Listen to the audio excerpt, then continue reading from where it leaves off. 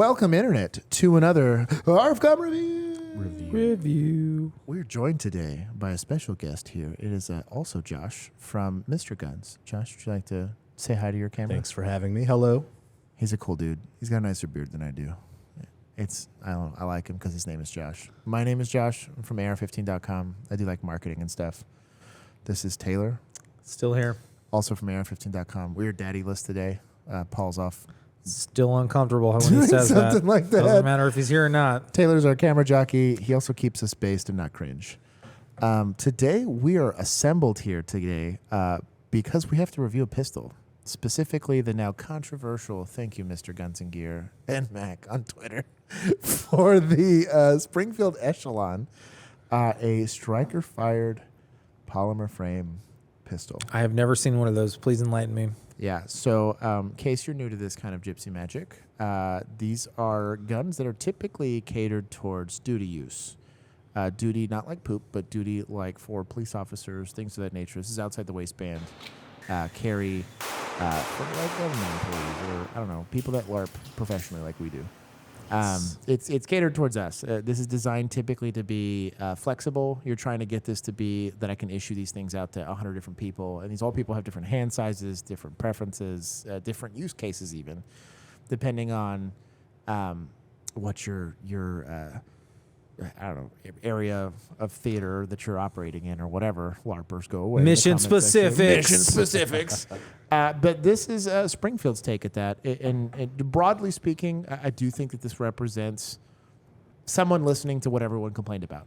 Yeah. That this shows that they took the feedback that pretty much like the industry as a whole has bitched about, and they crammed it into one pistol as much as they could have. I think they took things that were successful in other weapons platforms as far as polymer frame pistols are concerned, added their own little bit of spice, and here's what you have. I do think that they actually have something that's a pretty interesting choice, and we'll kind of go down the features for this review and as efficiently as we can so we don't get yelled at by Bobby back there. But we'll start off with the chasis system in this. What do they call this? The COG, the Croatian Operating Group? Yes. Or, is it Central Operating Group? Operating Group. It's going to be really similar to a chassis of like, a SIG design or...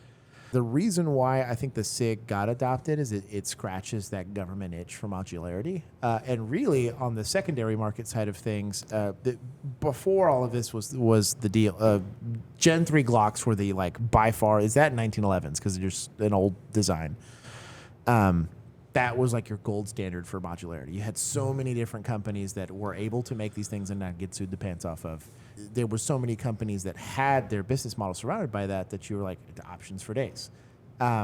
This, and specifically a chassis system, makes it to where, and why this is special, the serialized parts, really only the trigger mechanism, the locking block, and I think the rails, and that's it. But that's the only part that has to get sent to an FFL, and you do your 4473 for. Everything else is effectively an accessory. And so the grip module, the slide, everything else can be shipped directly to you a la carte. I thought it was smart. I think it's a really smart design. We talked about this off camera, about the fact that the magazine release is attached to the frame, not the chassis. You could totally make this, if you get the geometry correct, Glock magazine compatible. Right. Or SIG 320 magazine compatible. I'm sure the aftermarket Wilson Combat's already salivating at, hell yeah, I'm going to have 3 different models of this later. Hell yeah, brother. Them grips are good. Exactly. And you'll have abbreviated grips or different types of, I'm sure you'll have like a super massive gas pedal version of this later. Yeah. But I think that'll be an interesting thing. The chassis system, I think, is a good idea, and you'll likely see more. I know there's already people doing it for Glock modern pistols, and then also 2011s are starting to move towards the 2311. Yeah. I think is even moving towards a more modular system. So, what was the second interesting thing? The VIS, the variable interface system. It's their version of an MOS. It lets you mount directly to the slide without any sort of plate. Yeah, they have these little pins, pin set 2 and pin set 3. Pin set 1's already on there, and it's designed for the RMR, and which is like 80% of those. Was it the 30 optics 30 that it'll optics, take or whatever? The rest of them are pretty much covered by these. We have some B-roll of us putting some other ones on there, but these little pins, and some of these are chunkier than others, and they're actually tapered to orient only in a specific direction. But it's meant to take the stress off of, just like what a plate's supposed to do.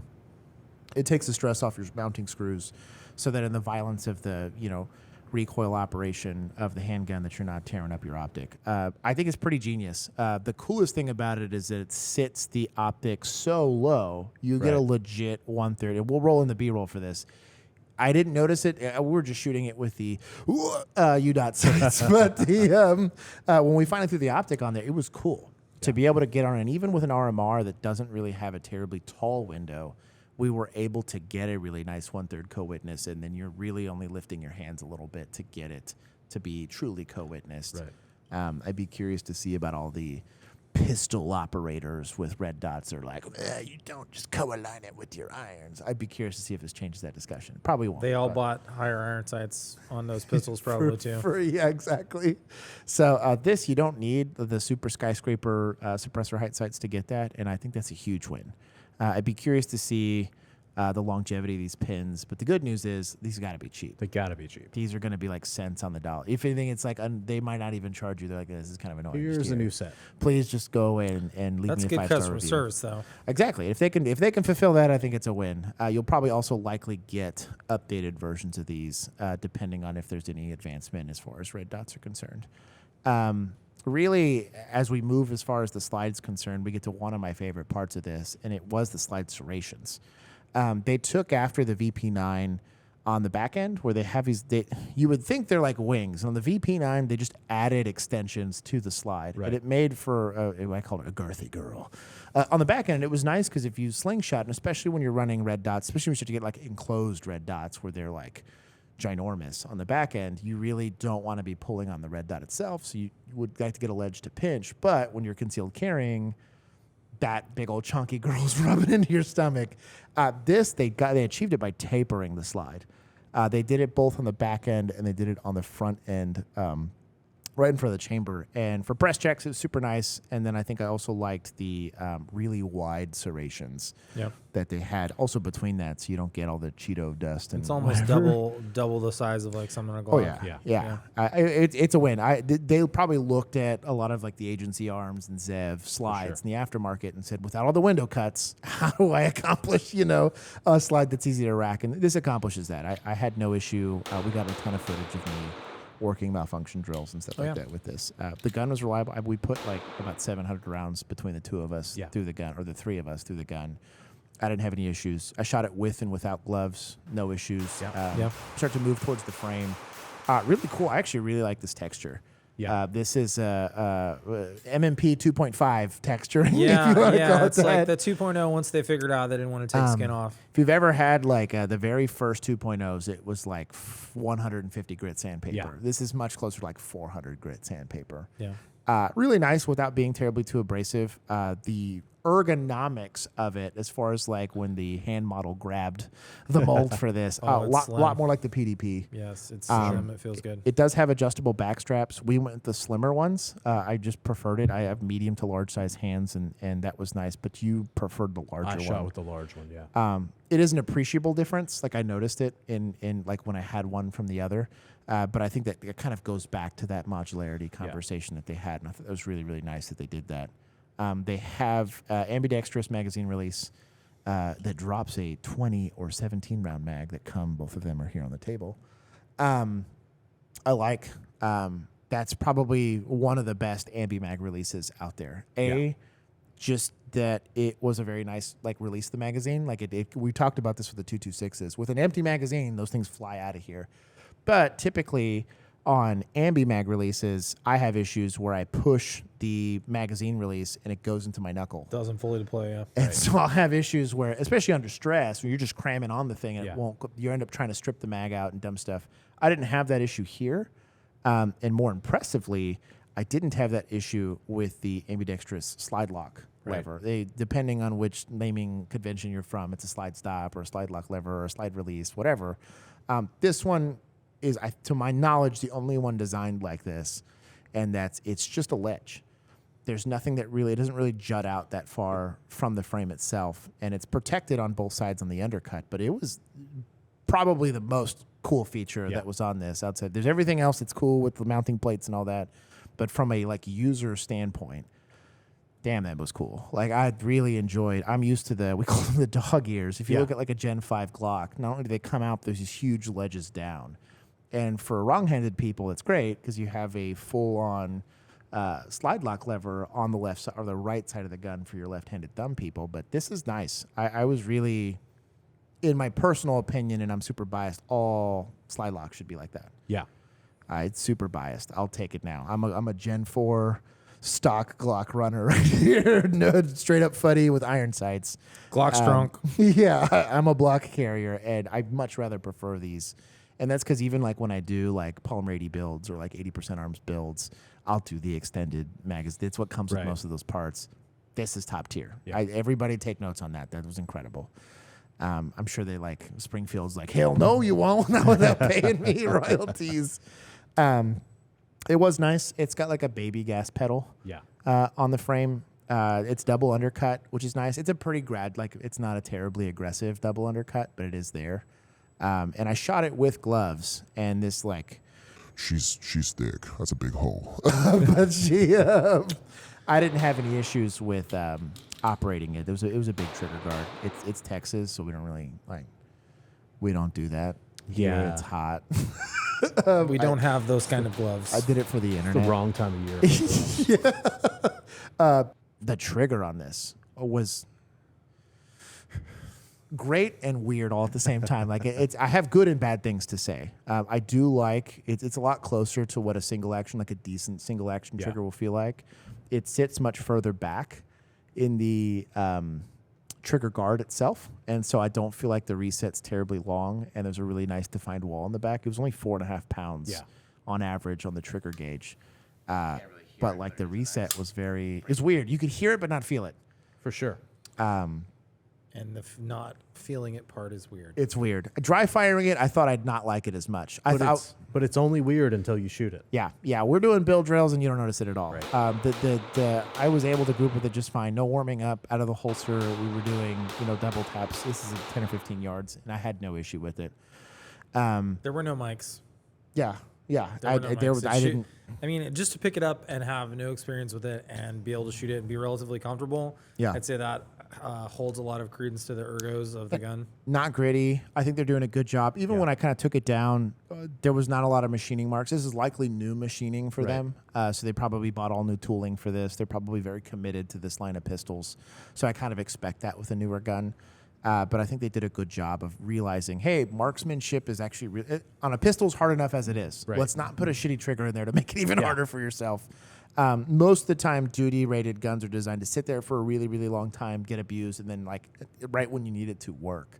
And I think this is probably as light as you can get before it gets weird. You'll see a lot more of like the nicher SIG pistols that have like these hyper light triggers. Or you'll get into like hammer-fired guns. You'll get into like the staccatos where it's like and a you can 3-pound lighten trigger. some certain trigger styles, right? Sure. And the way it's still fulcrums, it's not going to be that much better of a trigger, just the fact that it's lighter. Yeah. So I we're not talking a competition gun though. agreed. It's this definitely is the a duty gun. gun. Yeah. It feels like a fancier Glock. I think it feels a lot. It's closer as far as ergos to I think the PDP and then like the MMP line. It's a different grip angle. But I hate how much I don't hate it. I think it's really what we got to. Shout out to them for claiming Croatia. Yeah, for on sure. that. I'm sure we will hear about that in the comment section. Shout out to y'all. Go type away in there. Thanks for your engagement. Thanks for your engagement. But I always spell product with a K. Yeah, always spell product with a K. I thought it was cool. I really expected to not like it as much. I do think that they give a compelling argument to people that don't have a preference already. I have too much training and trigger time on a Glock to probably walk away from it tomorrow. You guys that are carrying 365s and stuff like that, or weirdos that are out here with carrying CZs, appendix. They have a feature for you. They have a little bit of grip texture on the back panel. That's the new grip zone. Just for them. The new grip zone for re-indexing your appendix carry. I think if you don't have a preference, I think 20 minutes with that gun makes a very compelling argument. The MSRP currently on this guy is $679, but I think we'll end up on the street somewhere closer to $629. I like that. I think if you're comparing this to the Glock MOS, especially the Gen 5, which would be the fairest comparison if you're looking at the Glock line of pistols, and then the FN 509, I think it's only the tactical model that's got the fancy plates. The MRD. The MRD. Yep. That's competitive. And I think with a big enough company like that, they can deal with the customer service aspects of it. And then with a level of modularity that you're getting in this, I think, especially in law enforcement circles, this doesn't have any, there's no grip safety. There's no external frame safety. There's a little dingus guy here, which, pistols have been using for forever. But I think that this is a very compelling discussion for that. If you're a new shooter, I think you could do a lot worse. I think if you're an older shooter, and you're like a weirdo like me, you might have more. You have more preference. I was gonna say, well, but also like, I'd be curious enough to buy one. Maybe I could see myself if I had money to burn. You could do a lot worse than this on a pistol. I agree, and I think that's where a lot of people are going to come into. It's like, hey, I'm looking for a new handgun, and there's so many options out there. Yeah. I'm not really sure. Well, go get your hands on it. And I tell you what, I think that's what might sell this. We talked about this. We did a recent optics review, and it's like if you sat there and looked down the thing and compared it to a bunch, that's probably what sells most of those. Right. This one, if they pick up the Glock and they pick up the SIG and they pick this up and they don't have a preference already, this is really going to muddy the water for them. And the longer it's in your hand, the more you tend to go, okay, well, I like it. Yeah. Yeah, so that's my take on the Echelon. I think it's an interesting thing. We didn't early leak it onto Twitter, so you guys will get to see it hopefully the day this drops, and then you can go to cool places like Mr. Guns if you'd like to play with it.